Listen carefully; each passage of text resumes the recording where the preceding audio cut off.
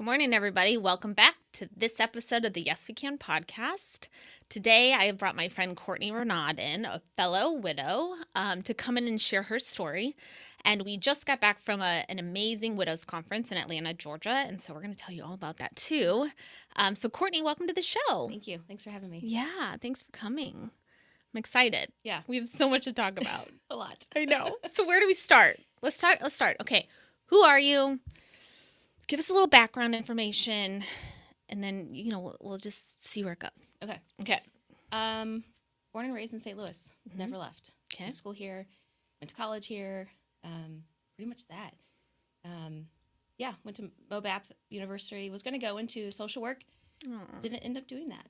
The Lord had different plans, and I ended up working at an inner city mission downtown in St. Louis. Amazing. Yeah, An inner city mission? Love my job. So It was what'd you amazing. do?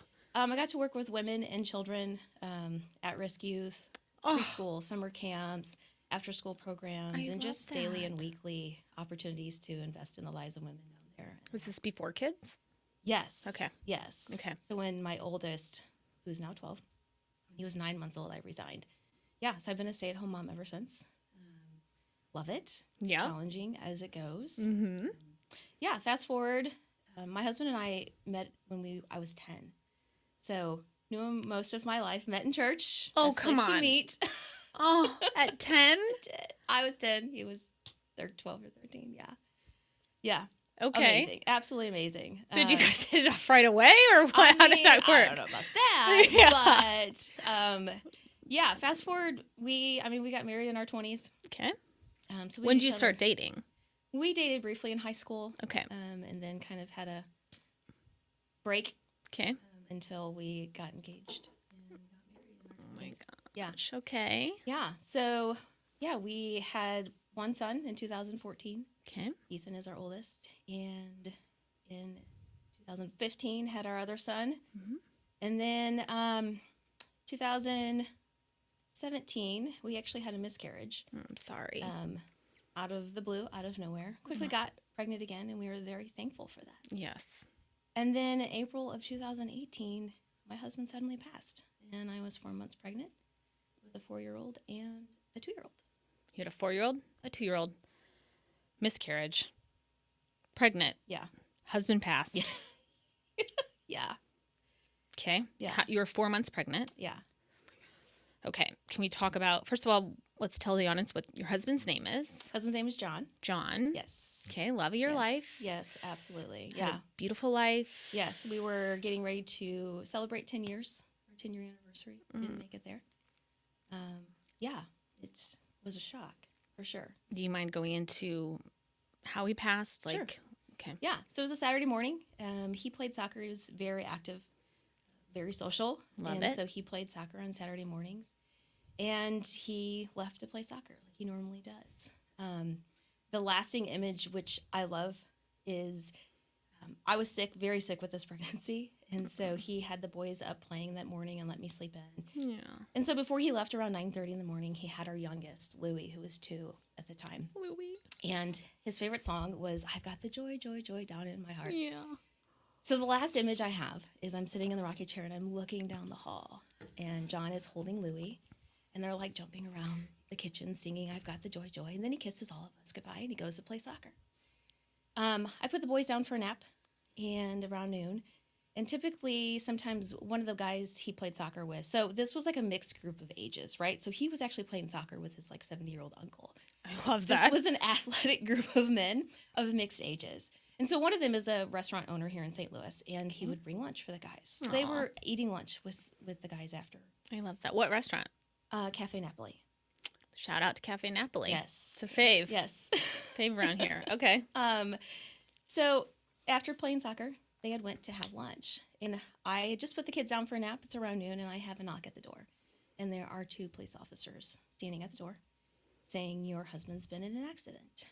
Call someone to take you to the hospital."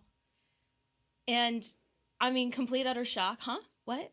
And the fact that they said, "Call somebody to take you," I wasn't allowed to just go. So I call my mother-in-law. I call my sister-in-law, who were close, like within 5 minutes from me, waiting for them. Yeah. And the officers are standing in my foyer, And I just can't forget their kindness. I can't imagine having that job. Oh, I know. But their kindness and compassion in that moment, they knew that John was gone, but they did not portray that to me. He was already gone? I had asked them at one point while pacing and waiting for my mother-in-law to show up. I was thinking that he was texting and driving. He was awful at not touching his phone. And so I'm like, how bad is it? And they just kind of looked at me and said, they were working on him when we left. Okay, well, I didn't click. Like right now, it clicks of course, they were trying to bring him back to life. Yeah. In the moment, I feel like the Holy Spirit was protecting my heart and my mind so I didn't lose it in that space. In the meantime, my children come out of the room and they're standing at the top of the steps. And here Are they done with nap? Or they? No, they heard commotion. Okay. So they come out and they're standing there, mommy and two cops. Everything's okay. Go back to bed. They're not going back to bed. So they did go back to the room. Okay. I didn't have to address Good boys. it. Yes. Mine would not have. They did. Thankfully, they went back to their rooms. So my mother-in-law shows up, takes me to the hospital. In the meantime, Is she freaking out? Does she know? What did you tell her? We don't know. I was literally just told, your husband's been in an accident. You need to go to the hospital. Okay. In the meantime, the hospital's calling me. Are you coming? Once again, looking back, I knew I should have caught on to the inevitable. Well, I mean, how you're in you're like, what? Right. Okay. Right. So I get to the hospital. They put me in this little room. My mother-in-law comes and sits next to me. Well, I thought your mother-in-law was watching the kids. So my sister-in-law followed right behind. So my sister-in-law stayed with the kids. Okay. I got in the car with my mother-in-law. Okay, beautiful. Went to the hospital. So you weren't by yourself. I was not. Yeah, they made sure that. Oh, that's what you were. Okay, I'm sorry, I lost it. So you got it because they didn't want you to drive. Correct. By yourself. Yeah. Okay. Yes. Once again, like the forethought of all of that they had. So I'm sitting in the room, kind of dark. Have you seen him at this point? No. Doctor comes in, and a doctor and a nurse are kind of sitting there across from us. And all I remember hearing was, blah, blah, blah, blah, blah. He didn't make it. He what? At that point, there's vivid memories that you can have. And I remember I had my purse here, and I remember jumping up, and my purse just goes flying everywhere. And I scream, you're flying. There's no way. And I remember sitting back down, and I just looked at my mother-in-law, and I was like, what am I going to do? What am I going to do? At that point, I think I was still like in shock. 100%. She jumps up and she starts calling. He has 5 sisters, comes from a very large family. Super fortunate to be part of that family, by the way. So the phone calls start going. And it took me a little bit to leave the room to go in there to where he was. Once again, when I look back, the police officers, their kindness. The nurse that was in the room, the doctor leaves. My mother-in-law leaves, and I'm in this room all by myself. And this nurse comes and sits next to me and puts her arm around me. And I just said, I don't know how to do this without him. And she just, once again, the capacity that some of these people have in their professions, I will never understand that how God gives them what they need. Absolutely, God gifted. Yes. Profession, calling. Yeah. It just is. Yeah. And I will just never forget her kindness of, I don't know either, but you can do this. How old are you at this point? I was 34. Okay, so he was 36, 37? He was 36. 36. Yeah. Young. Yeah, mid-30s, got your whole life ahead of you. Yeah. So I went in and, saw him. There wasn't a scratch on him, so he was driving. His heart attack happened. He had a heart attack, if I didn't say that. He suffered a heart attack. Widows makers. No explanation. Yeah. Widowmaker's heart And attack. he was driving his Jeep, so he crashed his Jeep. And it was a half a mile from our house. It's always Yeah. close to the house. Yeah. And it's always the good ones. Yeah. I don't understand it. Yeah. That's definitely a conversation I'm going to be having with God as we enter the gates of heaven. I think all of us widows are going to be standing in a line. Yeah. Please explain. It's hard. Yes. Yeah. It's also hard because, shocking to the guys who were with him afterwards, it was like, well, did he have any symptoms? Like, come on, you guys are... You were just with him. No. They're like, dude, he played the game of his life. Are you kidding me? He was like scoring and he was on fire. And we got back to the house for lunch and he said he had a headache. He went to the bathroom and was nauseous. He laid on the couch, and then he disappeared. And he drove home, and that's all. Those are the only symptoms he had. So no one was thinking something was physically wrong with this 36-year-old. No one was thinking a heart attack. No. With those two symptoms after they just saw him, kicking butt out there on the soccer field. Yeah. So he had a headache and he was nauseous. Yeah. Oh, Courtney, I just can't even. I mean, you're just in shock and you're pregnant. Yeah.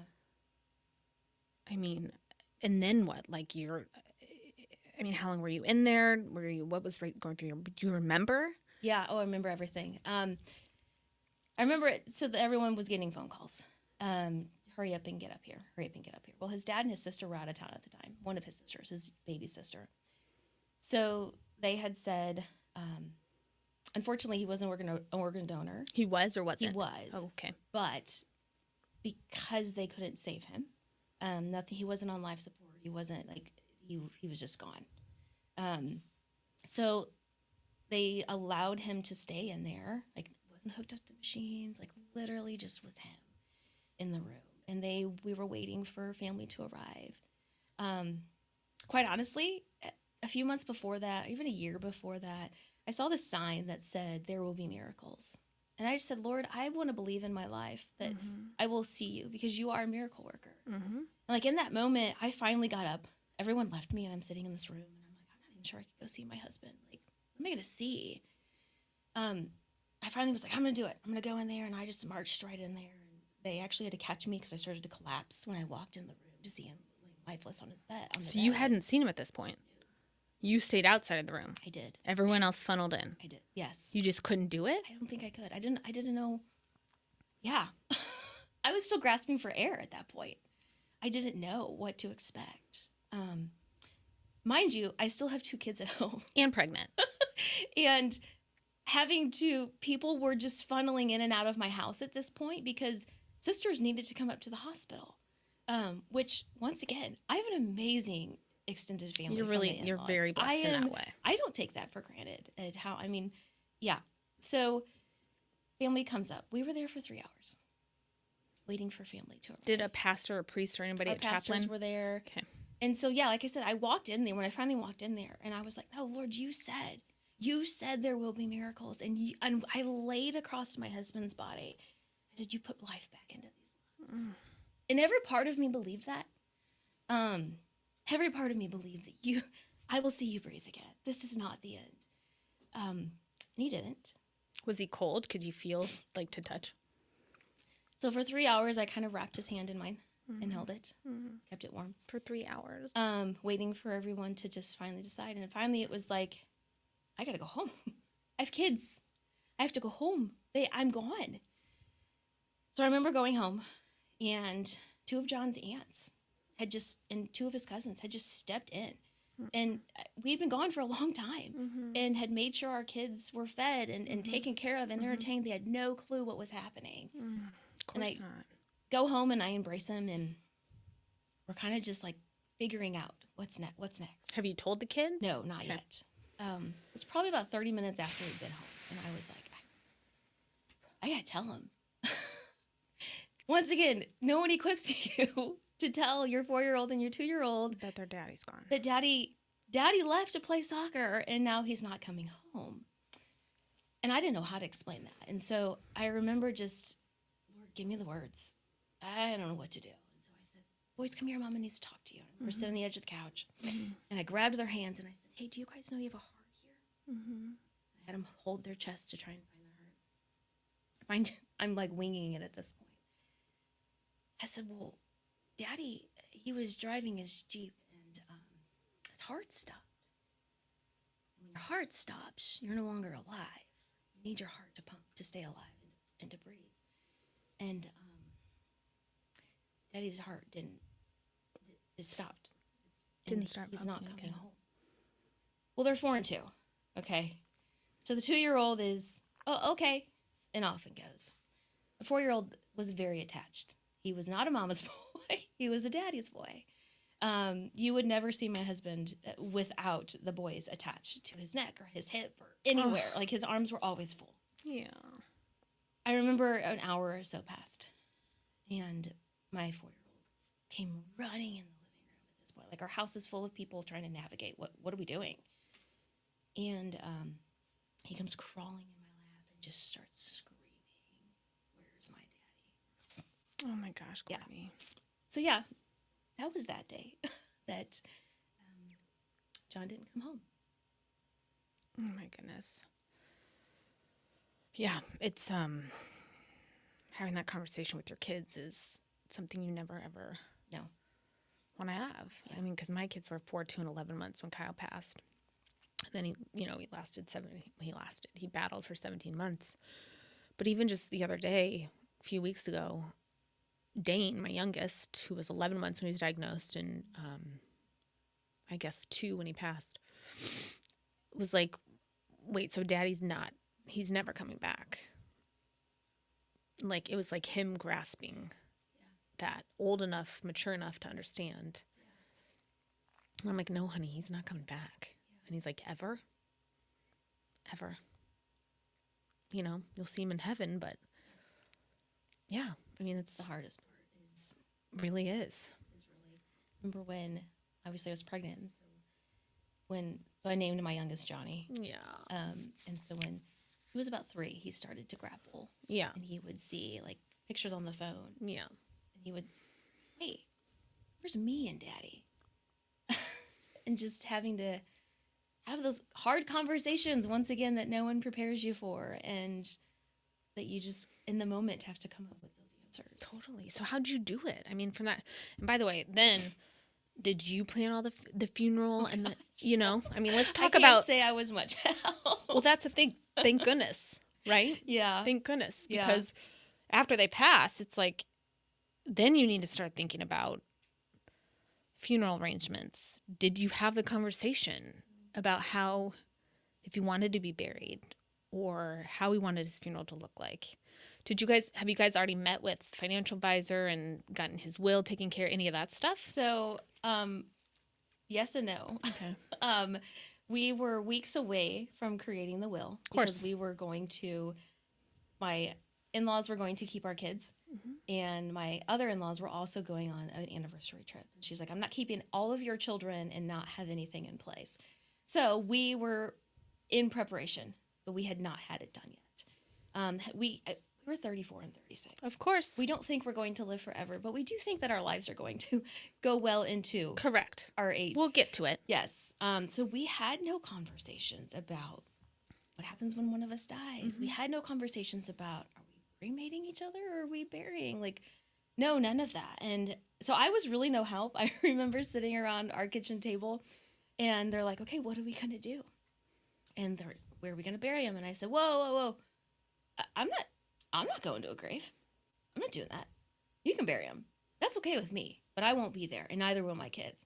I just had this, my kids the last time they saw their dad was That's singing, the I've memory. got the joy out the door. Ugh. And I couldn't wrestle with that, Yeah. of that being their last memory. We were going to celebrate Daddy. And so the conversation was, well, so then we're going to cremate him. And I said, well, I don't know. I was literally no help. I mean, you're in a complete fog and daze, and like, you literally can't. I get it. You're like, I don't. You have nothing. Yeah. You don't know. Yeah. You have no idea. All you're trying to do is literally like get to the next breath. Right. So we ended up, he was cremated, and we had a celebration of life, and we did all those things, and I feel like we honored him well, and we honored his memory well. And Yeah. but yeah, all of that was hard. There wasn't too many conversations ahead of time to know what are we doing and where are we going. I was a stay-at-home mom, which doesn't mean I didn't know anything or do anything, but once I quit my job, he handled all the finances. Same. So I remember having conversations of, hey, what should I know just in case I should know? Right. And we didn't have those conversations. Did you have a financial advisor or no? Was he No. managing? Okay. He was managing everything. So I just had this conversation with my girlfriend yesterday. They're young, thrive. I mean, and I would have this conversation with anybody. Yeah. So Kyle and I, actually, the year prior to him, the whole year, 2021, he was sick. We didn't know it. He had belly aches, but we were getting our wills done, estate planning, everything, like meeting with the attorney. It's like something inside him knew. I recommend that to anybody and everybody. Yeah. Get with a financial advisor. get your will, whatever money you Yep. have, make sure it's very clear Yes. what goes where, power of attorney, who's Yeah. going to take the kids if you both go. As much as you don't want to talk about it, Hard. if you have it in place and something happens, Yes. it's a huge, huge help. Thank the Lord that Kyle was in finance and we had that all taken care of. Yes. We had just selected a new FA who has been amazing, Greg Erickson. If anybody's in St. Louis, he's in Rock Hill off of Manchester. He and his team have been incredible because there's so many things. There's so many things. Right? Yes. Not just like the finances. Right. We're talking the bills, Yes. the passwords, what, The mortgage, passwords. the passwords. Kyle wrote passwords down. They're missing. I don't know where they went. They're gone. All the things. Yeah. Are in his name or both of our names, but like I manage the children in the home. Right. Yep. Now, granted, our story's a little different. I was independent and had a career before I met my husband. We didn't meet when we were 10, so I had an idea because I would pay my, I had done that. But like now we had, we owned a 3-bedroom home. Yeah. We had 3 children. I had his and my, so I highly recommend, as uncomfortable as it is, as people, even though people don't want to do it. Have those conversations. Make those plans. Yes. Yep. Make sure your names are on everything. Names are on everything. Passwords are huge. My husband used his phone for work. Could you get in it? Nope. Couldn't get his phone. Couldn't get his computer. He had to change it monthly. Yep. Because of that. And we were just on a trip. Telling everyone we went down to Florida and we had went down to meet my dad in Louisiana and told him we're pregnant, like celebrating all that. Yeah.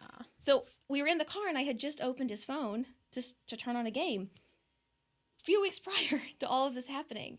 And that was the thing. We're leaving the hospital and I went to grab his phone and realized, wait, I can't get in it. I don't know the password anymore. Never was able He to. changed it every month. So we turn around and we run back to the hospital. I run back in there. Well, they wouldn't let me back in. What were you going to do? Ask him? I was going to use his thumbprint. Oh. So they wouldn't let me back in the hospital. Because it would have been totally normal if you would have run back in there to think that he could give you the answer. At that point, you're like in a daze. Yeah. No, I was like, no, it's thumbprint. I mean, this wasn't face recognition yet, right? So we're using thumbprints to get on. Right. And this is back in the day. almost 8 years ago. 8 years ago, right. So they stopped me, and I don't know what they had started to do, so they wouldn't let me back in the room with him again. You're like, his finger? Can I have his finger? So his best friend takes the phone, he goes back in to try and do it. Well, it didn't work. Hindsight, someone was like, you should have warmed up his hands. He was ice cold. And so someone should have warmed up his hands so the biometrics or whatever it is. So to this day, we still have the phone. For me, he always had the newer one. Or at that point, he had the newer one. And we had just went on some pretty big trips. Yeah, you have pictures too. Pictures from my kids. I know, I would love to have the pictures Kyle's taken. I have held on to that phone all of these years, haven't touched it, haven't erased it to use it with hopes of somehow we get these pictures. Of course, they didn't save to iCloud because that would be too easy. Right. Well, and these are the things that we call secondary losses. Yes. So we have the initial loss, which is our husband, the father of our children, our future, who we are as a wife and a mother. I mean, it rocks you to the core. And then there's thousands of secondary losses. And I mean thousands. Yeah. And they hit when you least expect it. You don't see it coming. No, you can't prepare for things like that. Mm-mm. Yeah. No matter what. Yeah. Wow. So you're in shock probably for a while, right? Did your mental health immediately, like for me, I was in shock for like a year. Like, yes, I was depressed, but I didn't get, didn't hit me really hard till year 2, but like, where were you mentally? Like, how did you move forward with the pregnancy and still parent? And like, did you have community come in and like, his family? I mean, family was huge at that point in time. Mm-hmm. Family stepped in immediately. I Mm-hmm. mean, they were actually rotating living with us. Yeah, it was hard. I mean, at one point I quit eating and quit sleeping, and my sister-in-law actually went to my doctor's appointment with me and was like, okay, make her sleep. We've got to figure this out. While you're pregnant. While I'm pregnant, yes. So yeah, that was hard because I got to go through pregnancy. And then when he was born, that was, another secondary loss of sitting there and doing that alone. Giving not birth alone to your son. Obviously I had a room full of people, but without him. Everyone was by our side. Yeah, I will never forget it. I was induced, and so I was in the hospital for a day waiting for him to be born. And literally there was at least 6 people in the room. And right before he was born, I always wore his ring around my neck. And all of a sudden it like hit me. This is happening. And he's not here. And it, like you said, sometimes you can just kind of get tunnel vision and you can plow through. To protect yourself. And then all of a sudden it hits you. And so, yeah, I would say, I don't know if I had time to allow that to hit. Totally. I don't think it hit until probably later. I mean, and then what? That's 2018. A couple years later, COVID hits, and then you're alone again doing all the things. I just had a lot of support, and I'm very thankful. Amazing. I had a lot of tangible support. Amazing. I know a lot of people don't have tangible support. Right. I will say that tangible support got us through. And then sometimes there's that lacking of that emotional support. Kind of what we said, we just went to that conference, and that makes the hugest difference when you're having someone to relate to. Yes. Or even those safe people. The Lord had brought me a couple of really good friendships during this time period. Yeah. That were just safe places. Amazing. To say the things and no judgment, no things like, this is what I'm feeling right now, and I'm about to just lay it all out. Yeah. And that was a gift, having those places and those spaces to Amazing. say the hard things. Yeah. That was need to be important. said. Yeah. And we'll definitely talk about that conference because Yeah. it was amazing. Yes. We are a part of a local widows group. We are going to dive deep into that. But I just have a few more questions about your story. So then were you okay postpartum? Like you didn't have postpartum depression or anxiety, or do you remember? I did. Okay. There was only one point I will say I was naive to the physiological effects of grief ahead of walking through this journey. And after which, they're real. They are real. I know I've yet to read the book, The Body Keeps Score, but I've heard those things. Same. And so those are real, and I experienced those. One of the specific times that stands out to me, I don't know if I can differentiate between did I have postpartum, was I still walking through grief? 100%.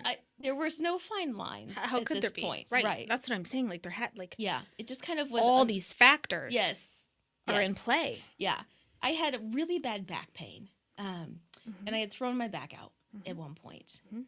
And it was late at night, and I'm sitting up in my room. My kids are in bed, and I literally can't move. And I remember in that moment sitting in the chair, and have never had a panic attack, anxiety. I thank the Lord I've never been in that place. And in that moment, I'm hyperventilating because I can't breathe, and I'm looking down the hall to my kids' bedrooms, and I'm like, I don't know how to do this. And I called one of my friends, and she just starts praying over me and literally telling me, you've got to breathe. And she's in Florida. So there's no one it was hard to process through that. But that was probably one specific moment to where I felt everything started coming to a head. And it was, my body just started wreaking havoc of pain and feeling the things.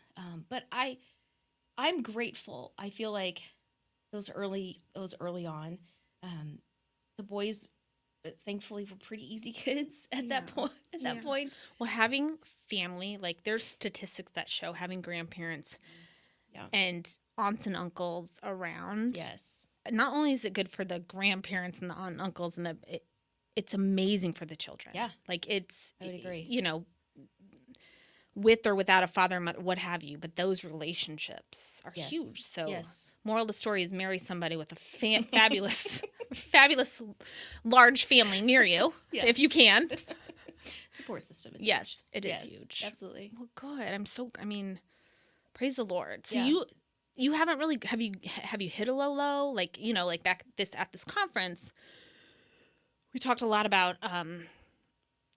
There's 550 of us at this conference, by the way, 550 widows from across the country and other parts of the world, actually. And one thing that Courtney was alluding to is that, unless you are a widow, unless you've been in these shoes, you cannot understand. Yeah. You cannot. And so all the family support, all the friends, all the prayers, the church, all of it is amazing and absolutely needed. Absolutely, yes. In every way, shape, and form. But as an actual widow, you and I can relate. Yeah. And a lot of people I talked to this weekend, because it's well known, I've mentioned it a lot, I had a terrible second year mentally. Mm-hmm. And a lot of women go through that the second year. Yeah. Did you have that or not? You just had so much going on with the new baby and the kids and you had the support? Yeah, I feel like it's funny because I kept hearing the second year. Yes. And the 1 year, what I loved about the conference, one of the things that I took away was I despise saying the anniversary of his death. That just makes me angry. I'm just going to be honest. You're And like, we are not celebrating the fact that my husband died. No, but some of you guys had great, the death anniversary or the heaven anniversary. Yeah, right. Anyways, the first one was on an Easter Sunday. And I kind of felt like that was sick humor. Kind of said, that's kind of sick, God. Right. In my initial response to that. Right. So it'll be 8 years in April since John's passed away. Mm-hmm. And I definitely feel like I've had some highs and some lows. Of course. And everything just kind of feels mushed together for me. Not being able to step away and breathe and pause and look, and you just kind of keep going. I definitely have had some absolute lows to where I'm like, I've gone to my doctor and been like, I'm not myself. Right. I'm snapping at things that shouldn't be snapping. Correct. Yeah, I don't know if I could say I've hit rock bottom, but I've definitely skimmed the surface of it. Yeah. Yeah. And that's the thing. Everyone in that room you talk to has been, had these low lows. Yeah. And it's grief comes in waves. And people tell you that until you go through it. Right. And the wave hits you, Yeah. At some points you're like, I'm fine. We're fine. Everything's fine. We're fine. They're good. I'm good. We're good. We've got a roof over our head. Right. And then it just can wreak havoc. So, how are your kids doing? It's funny. I had someone say, because it gets easier as they get older. That's what they say. And I mean, I would say that it's emotionally harder as they get older. Mm-hmm. Right? So when they're little and I'm having to answer these hard questions, but I can give it to you. I was very big on, I kept it very real. I didn't sugarcoat things. So people would be around. I was a very big mama bear of my kids. Yeah. I didn't allow people to go, oh, God needed daddy. That's a lie. Yeah. Don't say that to my child. We don't say things that that are not true. God didn't take daddy. God is a good God, and I need you to know that God is a good God. Yes. So I was very protective of how people spoke around our kids, but I had honest conversations so that they couldn't come back and be like, but that doesn't make sense. Right. But early on we got to keep it pretty simple. And as they're getting older, I mean, my oldest is 12. We're in preteen years. I'm a mom. I have 3 boys. There's hard conversations that need to be had that I can't have. Right. So that's what I was going to ask you. Are there uncles? Are there men in their life that can have those conversations? Like, do you have a male role model? I mean, I know you're not currently dating. No. It hasn't even entered your mind. Or maybe it has. Some widows hop right back on that wagon. Yeah. And some do not. Yeah. But do they have a male figure? They have some uncles, and they do have a grandpa that is very involved in their lives, and I'm thankful for that. Right. Something you have to work on when you go through things like this is bitterness and resentment. And as you know, everyone experiences the loss. But when they go to bed at night, the pillow next to them isn't empty. And it's hard to look that everyone else's life has moved on. And so it's hard not to have resentment and bitterness. Absolutely. That we're still in the trenches. And that doesn't say that they're not. My sister-in-law's lost an amazing brother. His best friend lost an amazing brother. Our nieces and nephews, they had the best uncle. I may be biased. Probably not. He was phenomenal. And so that doesn't negate their loss. But the reality is I had to work through, and it took years for me to work through that resentment of, where are you going to show up? I need you to show up. I need you to show up and say the things. And God or John? Or for the men in our lives. Yeah. To show up for our kids. Yes. And so I think that's the hardest thing is trusting. My parents divorced when I was really little. So did mine. And I experienced not having a father in my life. Mm. But I was able to look back and be like, man, God, you had me. And I can remember exactly places where I cried out to you and you tangibly showed up for me. And so you see the holes in my kids' lives. And I trust you with these holes. And sometimes, like we were saying, but the dishes still have to be done. And the tantrums still have to be dealt with. And the attitudes. Everything. Everything still We're has to be managing dealt with. everything. Yeah. While we're walking through this Yeah. and lost our person. Absolutely. And every night we lay down, we put our kids down, we lay down, and that side of the bed is empty. Yeah. And that's where Kyle was sick for 17 months. He was Mm. either in that bed next to me or at the hospital. Yeah. Yeah. Yeah. And so community is important. Mm-hmm. And sometimes when you walk through something, you're like, oh, now my eyes are open to it. And now I know how to show up for other people. And so we had people show up for us. And we do have people show up for us. I had to learn. It was humbling. Call it pride, call it whatever you want to call it. I had to learn that I had to ask. They're not going to just show up. As much as I want you to just show up, as much as I want it to be common sense, that you're going to show up on my door, that you're going to come embrace my kids, that you're going to shoot hoops with my kids, whatever it is. Totally. All the sports. I mean, that's hard. Like, to show up on a field and your kid's the only one. In today's day, it shouldn't be that, but it is. It feels like you're the only one who does not have a dad showing up for you. Mm-hmm. So the Lord really humbled me and was like, you got to ask her what you need. And then you got to ask again.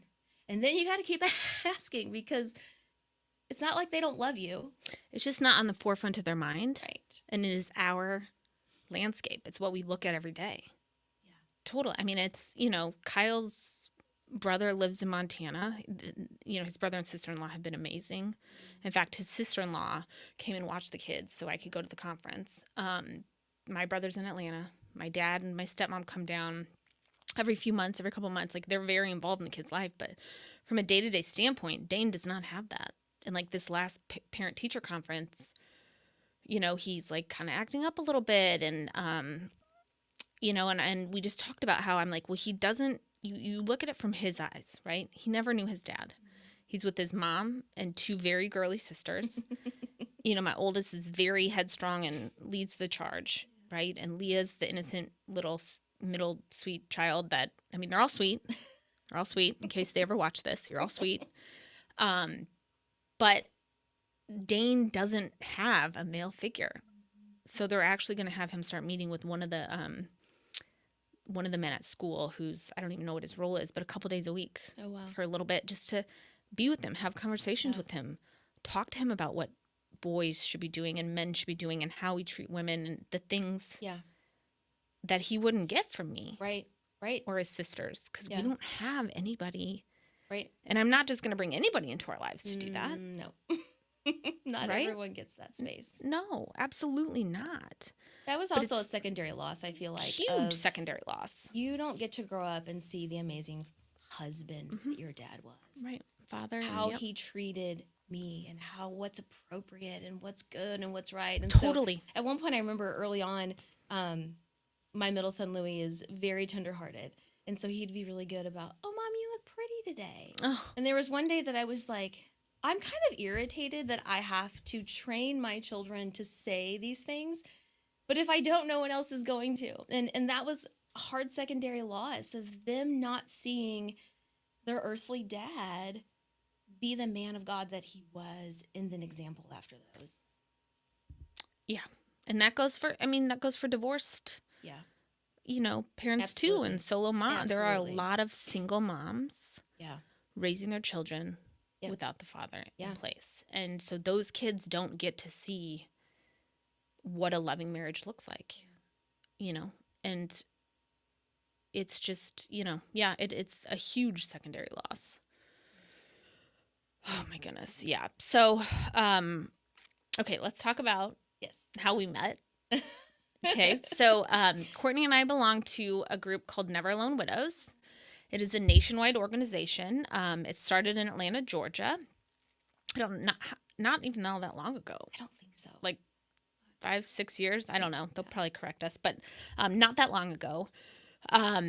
Started in Atlanta. There are now 90 chapters across the country. So local chapters. So we have one here in St. Louis called Never Alone Widows St. Louis. Mhm. And we meet once a month. And at a church for an hour and a half or 2 hours, whatever it is. And it's been amazing. And so that's where Courtney and I met. Yeah. And so how did you find out about Never Alone Widows? I was listening to a Louis Giglio message, and I heard him mention Courtney Pray Duke and the fact of a widow's retreat. And I said, whoa, pause. Yep. I want to go on a widow's retreat. Exactly. And I just Googled widow's retreat and popped up Never Alone Widows. And yeah, it wasn't until, though, it was just a couple years ago. So I was 5 or almost 6 years into losing John that I finally find this ministry. And it's amazing. It's amazing to walk in and just feel like you can just breathe and be in a shared space that understands. And we all share our stories, and they're all very different. Yeah. And some of us have younger kids, some of us have older kids, some of us don't have children. But to have that space, I mean, I so look forward to that, Sundays at 1 p.m. It's inexplainable. You cannot explain it. And one of the widows actually is a teacher at my kid's school and has taught 2 of my children. That's totally a God thing. Yeah, absolutely. She lost her husband in a skiing accident, which you never think of. So how I found Never Alone Widows is one of my girlfriends lives in San Diego. She lost her husband. So I used to live in California. So we both volunteered she actually worked for the organization, but the Children's Skin Disease Foundation for kids with serious and fatal skin conditions. So I worked for a derm company. Long story short, I got to spend a lot of time with her because I would go for weeks at a time to this camp, and she was like, I don't know, one of the directors. Anyhow, I knew her husband, awesome guy. They had young babies. He went on a hike one day, and widowmaker's heart attack with babies. So once she found out that Kyle passed, she called me right away. It was like, you need to look this up. There's a St. Louis chapter, and connected me with Allison, who used to run St. Louis Widows here. And that was probably, I don't know, it was fresh. Yeah. It was fresh, and it's been amazing. Yeah. And you come and you show up as you are. Yes. Some of us are, and it's, again, like some are 10 years out, some are fresh out. Yeah. You come shocked. You come, I was a freaking mess last year. I don't even know what I said or did or heard, but you just come and everyone else gets it. Yep. And I think that's the thing is you don't have to, you can come that raw, and there's no needing to explain how raw and how hurtful that is. And yeah, it's a ministry that it needs to be yelled from the mountaintops. Absolutely. Because the support system that is there. And even so this was my first time attending conference. I was so excited to go. I definitely was nervous. But being in a space of 550 widows that get it was overwhelming. And then being placed in the best way. Yes, absolutely. And being placed at a table, which we didn't choose on our own, that the Lord just put all of us women at the table that needed to be there and be introduced to one another's lives and one another's stories. Like, yeah, I walked away with some very practical things that have just awakened within me. 100%. I told you, I left like flying high. I was like, I didn't want it to end. Yeah. So we meet locally once a month. You can bring your children. They have volunteers that watch your children downstairs. We meet at a church here. The Journey in West County is where we're currently meeting. We do some social events sometimes too. Yeah. And then, I mean, the friendships that we've formed with people, it's, and then our kids, those of us that have younger children, like one of Dane's little besties is my girlfriend, Lakeisha. Her son is Dane's age. I love that. So Lincoln and Dane are buddies. Like they even met us in Florida. We did a vacation in Florida. They may meet us for spring break. So just the relationships that are formed is incredible. Yeah. We pray for each other, and we do arts, and we'll do like an activity. Yeah. Or we'll watch a video, or there's a topic. We're always doing something, and leave totally revived. Right. And then Never Alone Widows, the nationwide organization, has a conference once a year. They do it basically Atlanta, West Coast, or Central. So it was San Diego, then Dallas, then Atlanta, and then we'll probably be back on the West Coast again next year. So they do it once a year. This is the biggest one yet, 550 widows. plus 50 workers. So there were 600 women there, and many of them are widows. And we come together. And by the way, this is the largest gathering of widows ever, which is amazing. Crazy. And we praise and worship. So good. We share our stories. We support in every way possible. Yeah. They have breakouts. So I don't know what breakouts did you do this year? I went to a parenting breakout. Parenting, yep, me too. And I loved that it. I love that it was Courtney Duke and her son as raising boys, right? Mm-hmm. You just want to know, okay, Lord, you're enough for them. You will make me enough in the spaces that need to be enough. And it was just nice to see,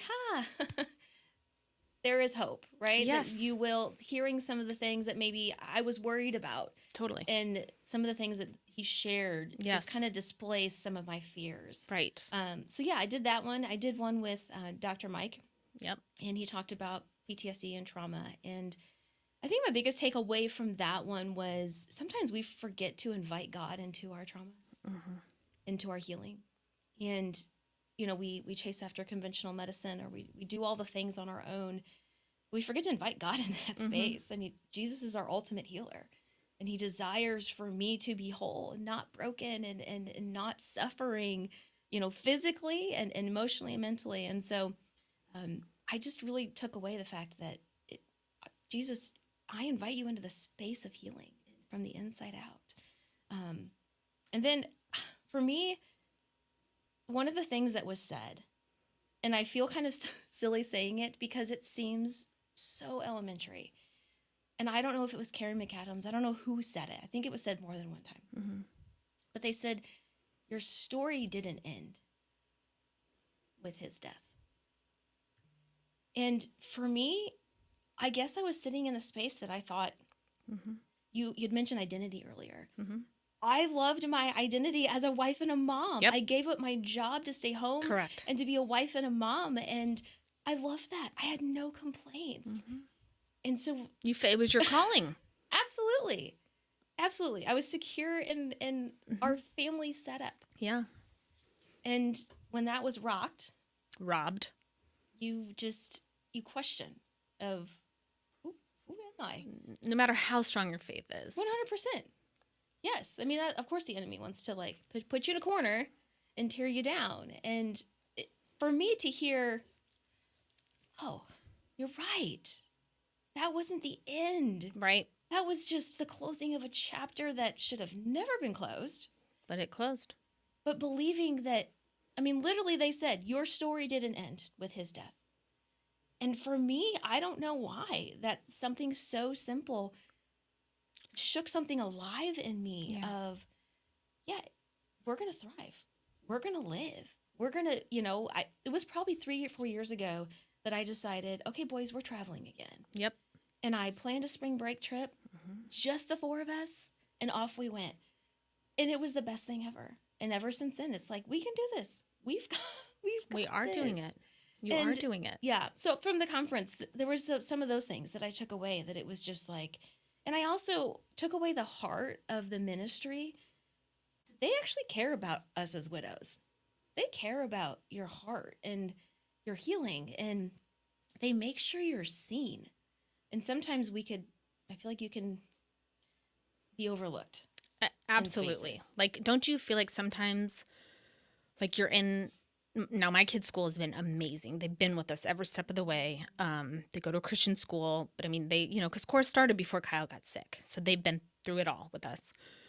But sometimes you're in these settings and you're like, you feel like an outsider, right? Yeah. Because like you're looking at all these other couples, these moms and dads, and everyone else's, machines are well oiled and operating. And yes, that's what you see. But like, for me, it's just such a reminder when we do these these things that you come as a parent to your kids' events, like you said, even the sports, and you're just like, it's just me. Yeah. Yeah. And I think even shifting from the reality is it is me and you, boys. We are a team. That's what I tell my kids. And it's also shifting that mindset of Psalms 23 says, The Lord is my shepherd, I shall not want. I shall not lack. Mm-hmm. And last year the Lord said, you do not lack. Yes, you have a hole in your life and your husband's gone. And I actually am sorry about that. But you will not lack and your children will not lack. Mm-hmm. And we had even talked about this at the table of, God, I know your promises and I know you're faithful and I know your word to be true and I will stand on your word. Mm-hmm. Sometimes it takes a little bit harder to believe those places when my eyes can actually physically see a lack, but believing you to fill those places at the right time. Yes. Is that's just that trust. Right. It's the faith. Yeah. Absolutely. Yeah. So Courtney Prey Duke is a widow. She, I cannot remember. How did she, do you remember? I don't remember her story. I've heard so many stories. I know so many stories. So she has a book, but she's remarried, but her son is in college and he was incredible. So she, This is so good. we went to the breakouts together. I acted like I didn't know what breakouts you went to, but really we went to everyone. Not the last one. Not the last one, but I, codependency, call it what you want. But I was like, hey, what one are you going to? Support. Me too. Support. But her son sat up there and some of the things he said made me think, okay, like my kids are going to be okay. Yeah. Yeah. And this, I mean, he's doing amazing. Yes. He's a senior in college. Yes. He's super close, has this, incredible faith and is thriving. Mm-hmm. And so it gave me hope. Yes. Like my kids can still thrive. I agree. And, adhere to their calling and know their purpose, and also know their dad. Yes. We can absolutely keep him alive. Right.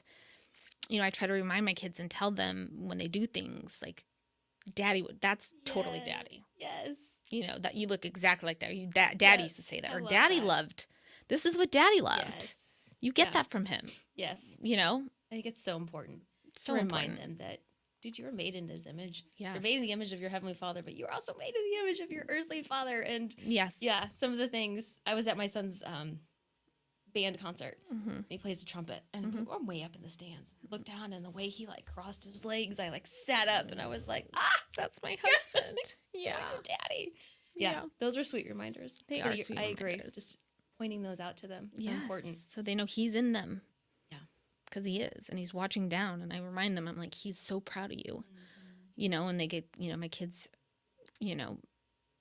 getting good grades and understand, really smart at math or whatever, and I'm like, your daddy was incredibly intelligent. And they yeah they perk up. My dad was smart. And so I'm and so it's huge. So so we encourage any widow to come join us here in St. Louis, and if you're listening from other parts of the country, please look up on the Never Alone Widows website. Again, there are 90 chapters. And if there's not a chapter in your town, you can absolutely start one. Reach out and they'll help you do that. Because I met 2 widows on a plane on the way home, and there aren't chapters near either one of them. And they're like, I've been thinking about starting a chapter. I'm like, do it. Yes. Do it. Yeah. They supply everything for you. We have they have the outline. It's not a hard thing to do. Yeah. So I encourage anybody who is thinking about it to do that. Find one near you or start one. And then again, the conference, you don't have to be in a local group to go to the conference. Right. But you have to sign up early because the conference always sells out once they announce it. And there's also a retreat for widows with young children. And I think, it's within a certain period of time. It might be 3 years since your husband passed. So, and that's also, there's a huge wait list for that. So sign up for that. So I was actually able to go in 2024, and it was amazing. And it's a more intimate retreat. You're all in a big house, and I mean, it was amazing. It was life-changing. I met some incredible people and heard amazing stories. So I encourage anybody and everybody who's in that position to do that, because the support is, it's been amazing. Yeah, I think that's huge. I think it's huge to find. It's easy to, like I said, it's easy to get bitter and resentful if, no one showed up. They're not here. But it's so important. It's so important for every part of you to have somebody, some sort of community around you. Yes, if you don't know about it, tell your churches about it. And yes, absolutely. Get it out there, because it is definitely a ministry that just desires for widows to be healed and whole and seen. Yes, absolutely. And Rachel Faulkner Brown is the one who started Never Alone Widows. She's been widowed twice. This is on her third marriage. She's Yeah. amazing. Tells her story so eloquently and beautifully, and what God has done in her story. So you can absolutely look her up as well. But she's going to be sending an email to all of us, anybody who's connected with Never Alone Widows, to send to our church, to share the ministry and hopefully encourage them to then share the ministry. So this can be open to so many others that don't know about it. Yeah. Okay, before we wrap up, what is Courtney doing today? How like, do you have what are your plans? Are you gonna go back to work? Are you like, what's next for you? That is my question every year to God. Mm-hmm. What am I doing now? What are we doing? Mm-hmm. And every year so far, he says, continue to be available. Show up in the spaces and be available. And I know that I took for granted the fact that I get to show up at all my kids' field trips and all the kids' parties and I get to be available. I get to be available to volunteer where they need me at church and someone needs me to hold a baby, and I get to show up for people. Mm-hmm. And instead of seeing that as a bad thing, the Lord said, show up and be available to everyone around you. So I take it year by year. I actually take it season by season of what I'm doing. I have the opportunity the past few years to speak at summer camps. And so my boys and I are going to another summer camp this summer, Awesome. church camp. And I love church camps. I think they're so important for our kids' development. Yeah.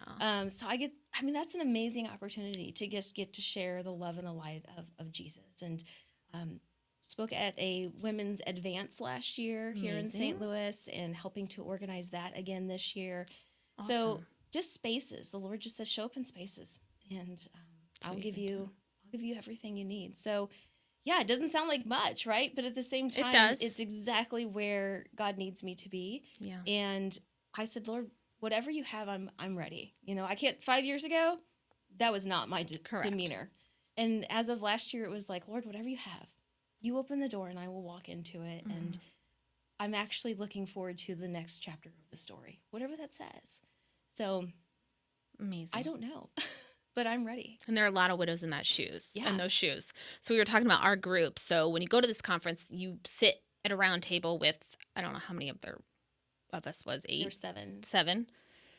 Our group this year was hilarious. It was the best. I mean, the best. Yes. God could not have put it better. No. I mean, we were laughing, crying. I mean, it was amazing. We literally have 6 new best friends. So good. Yeah, it was amazing. And that's the cool part, right? Like, you get to meet people from all over the country. Yeah. And connect. And then you get to see them next year. Yeah. And you stay in touch. And it's just, like I said, I left that conference and then went to my sister-in-law's parents' celebration of life in Minnesota, and but I just had this, like, my heart was full. I had peace in my heart, and again, going to a celebration of life, it's her parents that got in a terrible car accident. You just never know. Mm-hmm. We're all one phone call away. Mm-hmm. We're all one diagnosis away. Mm-hmm. And so just taking every day and being grateful for it. Absolutely. And when you hear these stories again and again, it's a reminder. It's like, you just don't know. Yeah. So we have to be grateful. Absolutely. And thankful for what we have. Absolutely. Because it's not promised. Right. Yeah. All we have is today. Yeah. Very grateful. Yes. So thank you so much for coming on today. For having me. Of course. If you have one thing, I always ask every guest this, one thing that you want the audience to leave this conversation with. If you had one piece of advice or, something you want them to walk away with. I would say just to show up. Show up for yourself. Mm-hmm. Show up for your community. Show up for others. Make space. Mm-hmm. Make space and show up. That would be my biggest thing. You don't know what somebody's walking through. You don't know what they need. You don't know if they don't have the words to even ask for the help. Totally. And so just be there. Look outside of ourselves and just start showing up. Agree. I love it. And something you said, I want to one more point. Show up for yourself. Because almost all of us lose ourselves, if not everybody. Yeah. Widow. And I have to remind myself and remind others, like, we are part of the family too. Like, we have to take care of our children and our home and do it. But, like, we are part of the family. Like, we have to take care of ourselves. Because if we don't, it's a downward spiral. Absolutely. And I experienced that.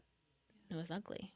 Yeah. So for all of you, don't forget you are an important part of the family as well. Thank you so much for coming on today. Pleasure. It was amazing to spend the weekend with you and have you at the table laughing hysterically. Thank you everyone for listening and watching today if you were able to. We thank you for watching the Yes We Can podcast. I'll be on again next Tuesday, 10 a.m. with another guest. If you have any comments, questions, anything, please feel free to reach out to Courtney or myself about any of this. We will definitely tag Never Alone Widows, the St. Louis group, the nationwide group. Send us a message and have a good rest of your week. Hopefully we'll see you next week.